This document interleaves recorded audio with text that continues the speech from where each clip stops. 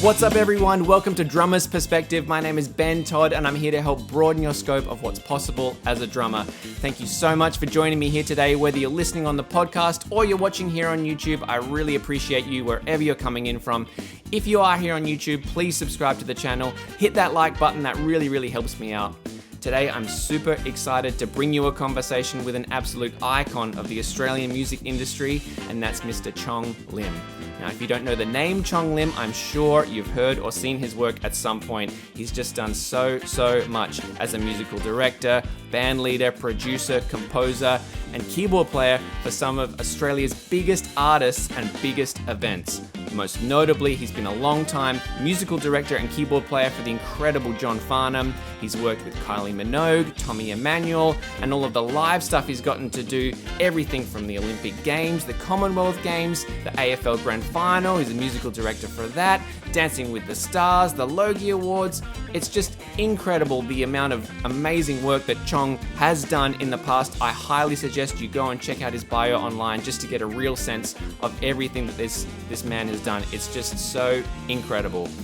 Because of all of this means that Chong has been able to work with Australia's best drummers in all of these situations. Now, I'm just about to jump on the call with Chong, and I'm super excited to chat with him, not only about music and the music industry, but more specifically his thoughts on drummers and what he thinks makes a great drummer, all of the guys that he's gotten to work with, and what some similar traits that they all share might be, and perhaps some key elements that he thinks makes a great drummer be able to succeed in these super high pressure and high level situations that he's just done so much of. So that's enough chatting for now. Thank you again for being here. Please sit back, relax, and enjoy my conversation with Chong Lim.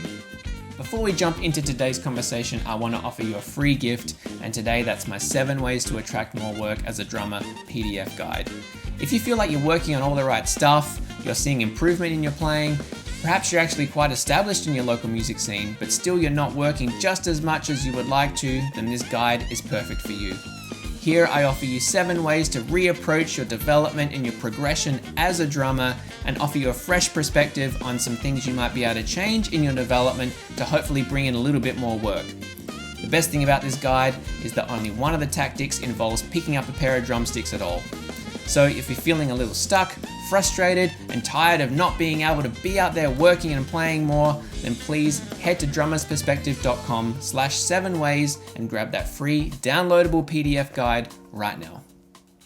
Thank you, Chong Lim, for taking some time out of your extremely busy schedule at the moment to sit with me and chat today. I'm so grateful to have you on the podcast and hear your thoughts about the music industry and music, but seeing as this is a drumming podcast, your thoughts on drummers and drumming, and you've just I'll tell you about paradiddles. Paradiddle, exactly. Left, right. That's perfect. Good. You've just done so much as an incredible musical director and producer and a keyboard player, obviously, for some of the biggest acts in Australia and some of the biggest events in Australia as well. And because of this, you've gotten to work with, the who's who of Australia's greatest drummers. So yeah, and you're actually my first non-drummer guest on the podcast. So I do MIDI drums. MIDI drums? That counts. Yeah, that counts. Perfect. Oh well, that's awesome. Okay, well then we can chat about grooves and things like that too. That's good. Awesome. So yeah, thank you again. This is a real treat for me to chat with you in this format. So yeah, I guess I want to start off with talking about something I think a lot of drummers would be really interested to hear your thoughts on. As I said before, you've just done so much as a musical director and producer on some huge level, really high pressure events in Australia, the live TV stuff and opening ceremonies and halftime events and all that kind of stuff. I'm curious to know. They almost kill me. Yeah. Those events kill you. My God, I can only imagine. Honestly, I can only imagine. But, for me personally, I always used to love, and I still do love seeing a live band, live musicians play, on TV and these recordings. But I'm curious to know, like, in your experience working with the best drummers out there, really, what are some of the key elements and key traits that drummer needs to have to be able to perform well in these, really large scale situations, aside from just being a great player? Well, pocket helps. Sure. And someone who keeps a cool, like, you do Cirque du Soleil, you must be under tremendous pressure, but you deliver. You got to ice cool. If anything happens that's wrong, you go, okay, that's the sort of stuff. And a drummer, like, must be able to read. Although I often regularly work with Angus Birchall, who doesn't read, but he's an incredible drummer. And he, I have to send him tracks, and he does his own nomenclature. He writes his own notes, and it's fine. And Angus just, he doesn't like copying anything. He just lays his own groove. It's rock solid, and he's an incredible musician. And then the converse is true of other drummers who have a good pocket, but they read really well. And, chops are kind of important, but it's not everything. You don't do a spectacular drum fill over everything. It's best to lay the groove. I specialize in songs. And so you've got to leave space for the vocal. And I think that's important. Yeah. And sure. Also, the ability to swallow one's pride and take instruction. Half an hour before the live gig, you tell the drummer, can you not play that? Can you play this? The drummer must have the temperament to accept that he needs to change and not, throw a hissy fit and all that. Yeah. Yeah. Incredible. There's so much there already, because I think, like normal, music education, we really just focus on becoming the best at our instrument that we can be. But all of these, traits are just so important when you get to the level of the work that you're doing. Yeah. That it's not a lot of times you don't get to experience them until you get the experience. It's that, vicious cycle of you need experience to get the experience in these situations. So yeah, there's a lot there that I think is so valuable for I forget to add the sound.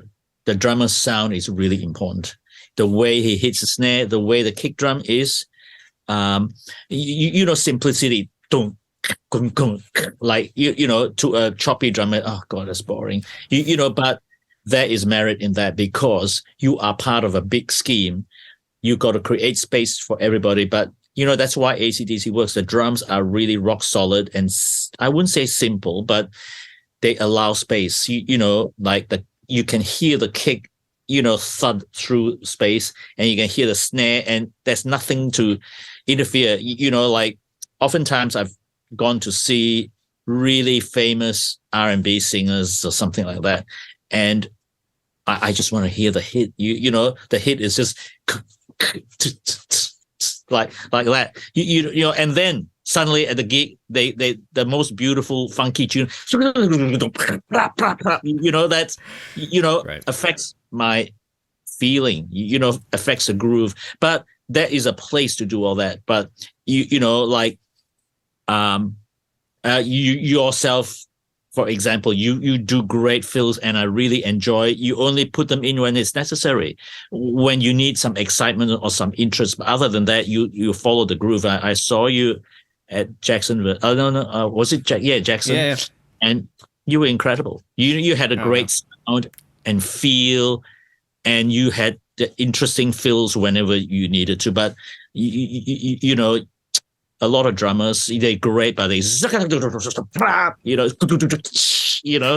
and part of my singing, good.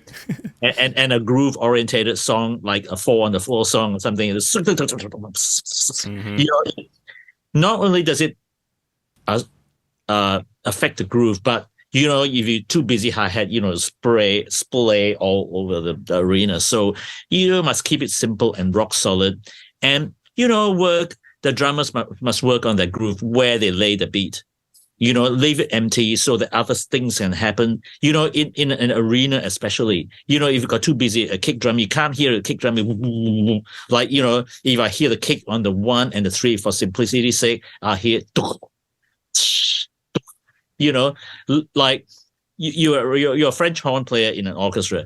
You wait 100 bars for your part, for your turn. So, like that's my approach to my piano playing too. I leave a lot of space. I listen to the singer and the guitar player.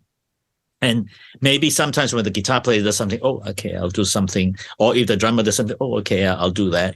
But in general, like I'm not the greatest keyboard player in the world. That's why that's my excuse for not being choppy. But I think you got to allow space. Sure. Yeah, like records. They don't like if you can't play the track at a gig, but the song is successful because people have spent hours and weeks on a track working on the kick drum sound, the pattern, and the bass part and all that. And that is a reason why that song works. There's space for the singer, and there's space for the little doodly guitar or something, and space for the keyboards. That's how I approach my music. It's not about my ego. It's about, enjoying the music when I'm playing. So they go, oh, you must have this feeling. Sometimes go, oh my gosh, this is like driving down the highway. So nice. Right. I put a lot of effort into groove. The foundation stone of a house must be intact before you put the walls up. That's how I feel. Humbly, very humbly. That's my approach. Mm-hmm. Yeah, of course. No, this is all information it's so, yeah, like I said, it's so valuable because it's coming straight from the source. Like someone you are living, the amazing career you have as a musical director. Like what works in these situations. A lot of drummers, like I said, they come up and it's all about how well they can play. But hearing this from you, it's just like that's it. It's about groove, it's about sound, about listening. All of that stuff. So space. Space. Yeah, and the different environments as well. You mentioned something interesting when you're playing in an arena and how just sound naturally sustains longer. And if you're a drummer who's not aware of that and trying to play too busy, firstly, nothing's going to get heard. And secondly, if it does get heard, it's just going to cloud up other things and other instruments. And yeah, so super incredible to hear that from you. Yes. Think about the kick drum and the hi-hat. The sizzling hi-hat will be really busy and the kick drum will be like, instead of it will be because the guy is busy. Yes. Like, you can't hear a thing. That's why I don't go to concerts, because it's so subby and it bounces around the room. You can't hear anything. Have you found that you go to certain concerts, right? It's really unpleasant to listen to. You're trying to go there and listen to this great drummer and it's 100%. 100%. It can be lost. I mean, the whole experience of seeing a band or a show can be killed with bad sound. So, all that we can do bad as sound, players. With bad sound, you can't really. Oftentimes you can blame the front of house guy, but basically it's got to be good at the source. That's it. It's like a recording. They always say record the best you can, and then don't say fix it in the mix, and the mixes will be great. But the best thing is you turn on the faders, everyth's there. It must come from the source. And like you spend a lot of time tuning your drums, getting the best heads and the freshest cymbals. That's a source. It's got to be good. You can't polish a TURD, as they say. I get it. Yeah. For sure. Yeah, that's also true. And you mentioned earlier about someone who, personality-wise, like if personality trait to be able to perform well in these kind of, situations, like I'm thinking, like the Commonwealth Games and the AFL Grand Final and even the Logie Awards, things like that, where the music, it has to be great, it has to be great. There's no excuse for that. But, so as instrumentalists, we have to be great. But the other traits that come with that, personality-wise, you mentioned, it's just someone who's cool, able to, stay calm under pressure, take notes and adapt to change. Is there anything else that you think is important as musicians, to have in mind with these type of events? Look, do your homework and know the tracks really well. Basically understand what the track's trying to do. And just, you don't have to to copy every pattern, but you know, you got to understand what the song is trying to do groove wise and play that. As I said, you know, Angus is one of my favorite drummers. He's not very choppy, but he just lays the groove down, and he listens, like he remembers, like you and I will remember, R48, he's going to letter A now. He doesn't. He listens to the lyrics. He's like Ringo Starr. He plays a song. You know, there's merit in all that. You know? 100%. It's a different approach to reading entirely, but it comes completely with its own benefits. So you mentioned Angus as being one of your favorites. I'm curious, who else do you love working with? Who else is some of your favorites? Well, I love working with Jerry Pantazis. He's got jazz chops, but he's also very rocky. You know, like I like rocky drummers, and he's great and a great reader. He always does his homework. As I said, he's got a great temperament. You can tell him to change things. And one of the I shouldn't name names. You know, it's playing favorites. But Johnny Salerno, I don't know whether you know him. He's a great drummer. And Andy Findon, whom I recently started working with, he's incredible. He's a beast. Yes, he's amazing. Yeah, I won't name too many names. Sure. No, that's okay. I get it, but yeah, I mean, these are all, you know, these are the guys anyway. And I mean, they all, like Warren Trout. Warren Trout, of course. Strong as, you know. Yeah. I did a tour for this kind of rock musical. You know, the band's got to be on stage called Rolling Thunder, and one weekend Angus had to go back to Melbourne, so I rang Warren Wazza, and I wrote him all the charts, and he was ready. He turned up and just did the show. No sound check. We couldn't afford that kind of thing. It was a touring musical. He just read it just like that. You know, and the songs are rock songs from the 60s and 70s. You know, but he read everything right. But he put his own stamp on it too. So when you do your homework, you will have certain freedom to do certain things. You know, if you don't do your homework, you're forever, okay, what was that? You know? Yes, for sure. So similar traits. I mean, you know, being versatile, adaptable, fast learner, you know, solid, you know, that's just, you know, kind of a given with easy to work with. Yeah, easy to work with. Yeah. Sure. Amazing. Yeah. That's as much a part of it for sure. So I'm curious, on the show, when you're working on Dancing with the Stars, for example, you're turning out a whole bunch of new music every week that's just got to be played, you know, to almost perfect because it's live to air, it's being recorded, all of that stuff. How much freedom or flexibility do you give the drummer in the terms of charts? Like, are you writing everything out so you know it's going to be consistent? No, you just do the shape, you know, and allow them. And I particularly like sending them the tracks to listen to first, because you know dots are dots. You don't know what the dots want to do. You got to listen to the track and go, okay, right, I see what the bass is doing. I'll try to lock in. Like with the school spectacular, I notate every kick drum, every fill. You know, it's an educational program, so I feel that the kids, I'm doing their job for them. I'm transcribing for them. You know, but I feel that they have to understand transcription and understand what the great drummers are doing. You know, if it's a Led Zeppelin song, I write every kick drum as best as I can, and every fill, so that you know they benefit from replicating those fills. But they might be doing already at the moment. I don't know, but it helps them. Yeah, helps them a lot. Sure. Okay. Yeah, that makes a lot of sense. Sure. Every symbol. Yeah.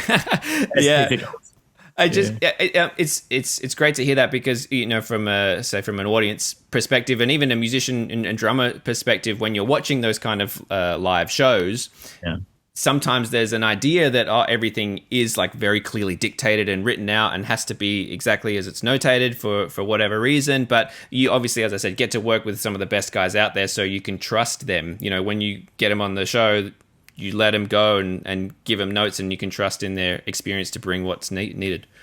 And basically, like when I saw you previously, musical direction is like being a little strict, but letting go and let people be creative. That's a good, comfortable environment. Everyone has to be comfortable doing what they do, and yet you gotta control the environment.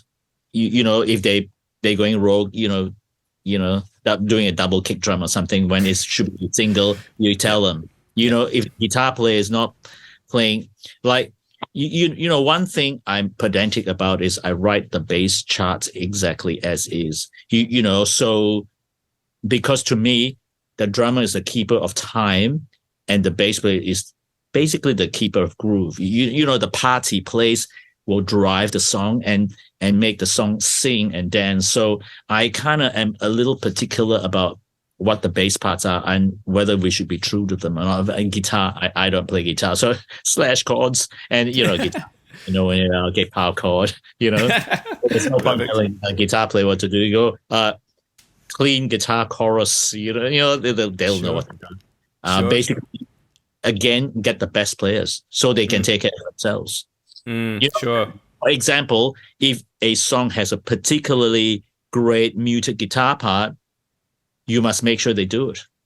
If it's a rock song, you leave them alone. They're going to do power chords, but how they approach the power chords, you let them do what they want, or something like that. You allow them the freedom, and also it allows for a better environment at work. 100%. And I'm a kind of guy. If someone messes up during a song, I let it go. I go, what the hell did you do? I treat people with respect, so that the modern word of the safe environment. I don't get mad because it's already gone. What's the point of getting mad? But you learn from every gig. You go, okay, next time I'll make sure that doesn't happen again, and I put it upon myself. I don't blame the band. I take it pretty hard when we make a mistake, but I don't blame anyone except myself. I go, I should have done that at rehearsal or something, or remind people. Before a song, I go, okay, right, remember this, is it that, that sort of thing. Yeah. That's such incredible experience coming through there, though, because as I said, you've done so much and get to work with so many people in these environments and seen the things that work and the things that don't work. In terms of being a leader. Yeah, and that's why I put a rod on my own back, but I play in every band I run. That's because I need to lead from the front. If I'm just waving my hand, what's the point? People go, what the hell? I try to play and control a little bit of the direction and the groove as well. So. Yeah, sure. Wow, that's great. I just want to go back to like the how much information you give a drummer in a certain situation in terms of charts. I guess that would be the same for if you're doing like a remote recording session with someone where you need drum tracks, recorded from someone's studio. Maybe you send them a reference track and yes. a chart and that kind of thing. Is that Correct. Generally how you would work? Yes. Like I use Jerry a lot. And he's got a great home studio with great preamps and great kits. And I send him a chart, and sometimes he comes over during COVID times. I just ring him the information I needed from him. As you're a drummer, the approach, and it's great to utilize drummers who do it from home anyway, because the drummer will go, I'll use that snare. That's perfect for this song. I say, okay, I don't know much about drums. I go, well, send it to me and I'll let you know whether it's okay or not. Yeah, sure. That's something I wanted to ask you about is when you do these remote recording sessions with people and the things that are important to you. There's the obvious ones, having great sounding drums and being able to, deliver files quickly if there's a time-sensitive track. But there are a lot of guys starting their own home recording facilities at the moment. Some just starting out, some are really experienced and are offering the service now as players. but yeah, is there anything else you think is important? You know, someone in your position where you are the one, you know, needing these tracks. What do you look for, and who do you think like is able to give the best tracks? Yeah. You know, as you say, more and more drummers are doing that, and I appreciate that. They've got to have a good environment. You know, some kind of soundproofing is necessary, and get the best preamps. You know, Jerry uses Neve preamps. You know, they sound great, and he gets good mics. You know, invest in good mics. Don't go and skimp and buy cheap mics, and you know, don't worry, you'll get your money back by a few weeks. You know, yeah. So, really, you know, you're at the hands of the drummer. You know, so the drummer has got to take instruction and be receptive to the instruction. And you know, sometimes you know, with people very vague, you know, don't know what we're talking about, and they got to try to understand. Yeah. Sometimes I give an instruction to Jerry, gone past him, and he does something else. I go, oh no. But basically, you know, you got to give people the freedom. When I ask someone to do a track or in a recording situation or a live situation, I kind of expect something, but I don't object if someone does something differently. I say, oh, wow, I love it. You know, you must be open to other people's ideas. You must have a team that you can trust and respect and love. Yeah, absolutely. I mean, that's it. I think, like you said, like you're at the mercy of the drummer in these kind of situations, not only on a sound level, where a lot of times when you're doing remote recordings like this, the drums is kind of one of the only or one of the very few acoustic instruments. Everything else can be kind of DI'd or plugged straight in to record in people's bedrooms and things like that. But drums, yeah, obviously need a great sound environment. So yeah, it's great to hear it from you, because this is stuff I think about a lot too. You know, investing in good gear and making sure that you set yourself up for success from the beginning with that stuff. And during the pandemic, I had the incredible opportunity to get J.R. Robinson to play on a track of Sarah Mackenzie's, and his sound was immaculate. But you know, he's kind of cool. You know, you know, you can't give the man too much instruction. You go, okay, do your best, and I'm sure it'll be great. And it was incredible. Sure. Yeah. We were going to do David Foster tour together. He's the MD of David Foster, and but it never came to fruition. But the person I met was Ricky Lawson, the late Ricky Lawson. Yeah. Wow. Did you get the chance to play with him, or? No. But I stayed at his house in LA on my first trip ever. You know, Ricky Lawson is a man who has done everything. He was on the first Yellow Jackets album, the best album, and that's why it is the best, because he just lays an R&B groove. Meanwhile, those guys are doing jazz chops, and if you listen to the first Yellow Jackets album, it's immaculate. You know, so funky, because he just lays the groove down. Yeah, beautiful. Yeah, no fools unless it's necessary. Yeah. That kind of leads me into a question I wanted to ask you about. You know, over your career, I'm sure you've seen a lot of trends in music, and you know, specifically with drums. What do you think what are some of the things that have changed over that time? You know, about drummers for the better and for the worse. You know, I don't know what's changed, but you know, basically, you know, drums still do the same job, but I'm not au fait with the latest indie music, and I'm not really sure about that. But I guess the way they tune the drums, it's kind of modern, you know, because the latest thing is always a modern thing. But you know, there were a lot of changes early on when drum machines first came in to play, and I still think some of the drum machine programming in early days, like these days, is incredible. But in the early days, it was pretty innovative, because they were pioneers, you know, and the Lin drum, kick drum, you know, it's hit record, you know. Yeah, of course. Yeah. And so when you are, you know, talking about electronic drums and programming, you mentioned before you do, programming for tracks. Is that kind of all just based off of what you've, like learning by ear, or did you spend some time actually like getting into drum programming and the specifics of how, grooves work in that kind of sense? Yeah, well, I think I've always had a good ear for that kind of thing, but I remember I started. I bought that little Roland silver drum machine. I can't remember. It's called one of the TR series, the little silver one. Mm-hmm. And like you had to program the pattern and then change the patterns up into a song. And I remember, oh my God, so good. And I thought, I'll program. Like I think it was human nature. I tried to copy. And so I learned the rudimentaries of groove. And then I went, oh, wow, it's so simple. But I thought the song was complicated. No. And then in my past life, I've been a clinician for Roland keyboards. So I would do my Roland clinics and have a drum machine.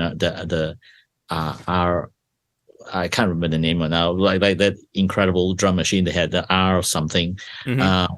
And I used to start the clinics by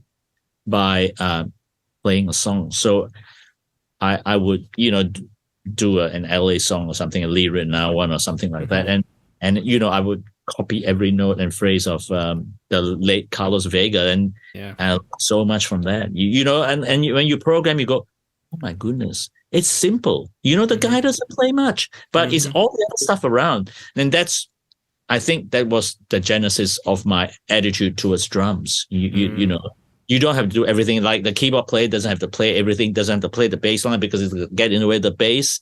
Mm-hmm. And similarly, the drums has to just lay a simple groove down. Sometimes I think, like I'm programming, I go to tap, to tap. Like really, I should go to tap, let the baby do. And once in a while, give the pickup kick drum to do that little bit, then suddenly it pops to life. You save everything till the end, or save the good things for later. Sure. And that's my approach to drums always. Yeah. I think that's where. At the moment I'm working on this piece and it's really choppy. It's important for that piece to have like all that. Mm-hmm. I wrote that anyway, and I've given the students the part, and I guess if you do those things, it's got to have a reason. Yeah, for sure. I think that's where a lot of drummers would actually benefit from kind of learning to produce pop and things like that, because you get to see and hear the drums from a completely different perspective, more like purely just based on what does it sound like versus so much of drumming which is like muscle memory, like, oh, I should play this here and I should insert these little ghost notes here, where you actually really don't need it, Yeah, I think my advice to the younger drummers is, look, don't try to prove yourself by, I'm going to show, Ben that like chop, he'll think I'm great. No need to. People will feel great when the songs feel great. Mm-hmm. So no need to prove anything. Yeah, for sure. Wow, that's of course, that's amazing.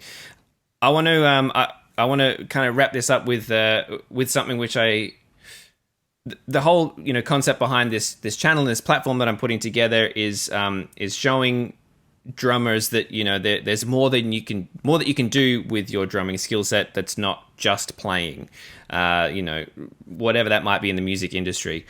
I'm curious to hear your thoughts, though, like as to be a successful musician these days in the industry. How important do you think it is for drummers and musicians in general to be able to diversify their skill set outside of just being a great player?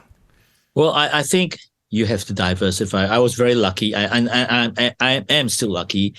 Within my limited, field, I'm kind of versatile. I can arrange, orchestrate, produce, mix, and play, and musical direct. So, look, when one thing's quiet, the other thing keeps you alive. And also that helps you have a big picture of everything. Yeah. And on a parting note, transcription is the best way to learn. You know, that's why, as I said, I'm diligent in my transcription for the school spec, because I want the kids to know what works and what doesn't, and also save some time, you know, to transcribe themselves. I'm spoon feeding them, and hopefully they will go back and go, okay, if Chong did it, I can do it. I'll get Sibelius and do it. You know, yeah. Look, diversification and a bigger picture of things, especially what I do and what you do. Doing events, you've got to have the big picture and allow the director to dictate terms. You know, you go, okay, well, you said that the dragon's going to go over there, so yeah, let me work on it. You know, but different people from different departments visualize an event differently from a musician, but very often the music is underrated because, oh my God, it looks so great. Oh, my lighting guy is great, or something like that. But I often in interviews, I say music is the fourth dimension. It's the dimension that decides to manipulate your feelings and emotion. So, you know, like the best thing is when no one notices the music. You make things happen. If someone does a summer song, you go, okay, I'll put a little harp twist there or something like that.